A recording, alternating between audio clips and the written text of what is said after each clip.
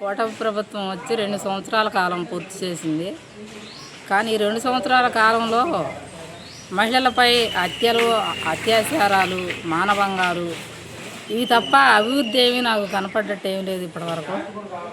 నిన్న గుంటూరులో జరిగిన ఆవిడను వివక్షతను చేసిన దారుణం మరి సభ్య సమాజం తలదించుకునేలా ఉంది. కాబట్టి అలా చేసినందుకు ఆ చేసిన వ్యక్తిని నడిబదాట్లో అతన్ని కఠినంగా శిక్షించాలని నేను ఈ మీడియా ముఖంగా కోరుతున్నాను. అంతేగాక మీరు ఏం అభివృద్ధి చేశారో కూడా అసలు అర్థం కావట్లేదు. రైతులను మోసం చేశారు మీరు దారుణంగా.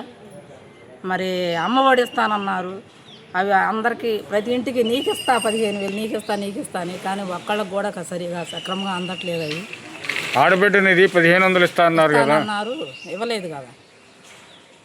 ఆడబిడ్డ నిధి 1,500 ఇస్తానన్నారు, ఇంతవరకు అవి అమల్లో. మరి సూపర్ 6 సూపర్ హిట్ అని చెప్పి అంటున్నాడు. ఒక 6 కూడా ఏమీ కొట్టలేదు. సూపర్ 6 దాకా కాదు, ఒక 6 కూడా కొట్టలేదు.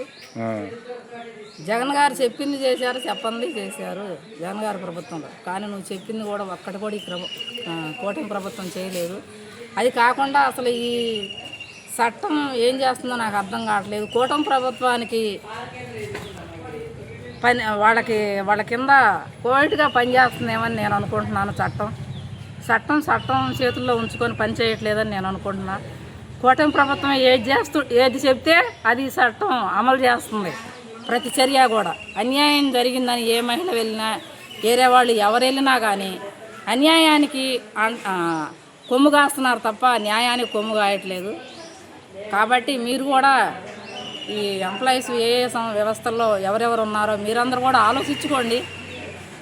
అన్యాయం జరిగిన వాళ్ళు మీ దగ్గరకు వచ్చినప్పుడు వాళ్ళకి జరిగింది అన్యాయం కాబట్టి న్యాయబద్ధంగా మీరు కూడా వ్యవహరించాలి తప్ప వాళ్ళు ఏదో పైన నుంచి ఫోన్ కాల్ వచ్చినాయనో, లేకపోతే ఎవరో మాకు మద్దతు ఉన్నారనో వాళ్ళని దృష్టిలో పెట్టుకొని, కూటమి ప్రభుత్వాన్ని మీరు దృష్టిలో పెట్టుకొని వేరే వాళ్ళని అన్యాయంగా వాళ్ళని అవమానపరచపాకండి మీ దగ్గరకు వస్తే.